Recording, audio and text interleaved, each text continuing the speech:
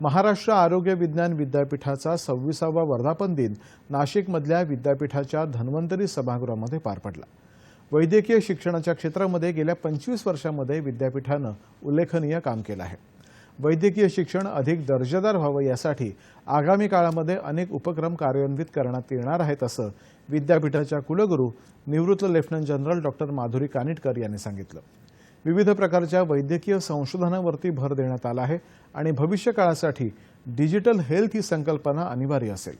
विद्यार्थ्यांच्या शैक्षणिक समस्या सोडवण्यासाठीही विद्यापीठानं स्टुडंट वेलफेअर डिपार्टमेंटची स्थापना केली आहे। वैद्यकीय क्षेत्रातल्या प्रगतीसाठी national centre for science wellness म्युझियमचं कामही प्रगतीपथावर आहे असं त्यांनी सांगितलं। यावेळी विद्यापीठाशी संलग्न असलेल्या इतर राज्यातल्या वैद्यकीय विद्यापीठातील विद्यार्थ्यांना राष्ट्रीय सेवा योजनेचे विशेष पुरस्कार, उत्कृष्ट शिक्षक पुरस्कार आणि उत्कृष्ट खेळाडू विद्यार्थी पुरस्कार प्रदान करण्यात आले।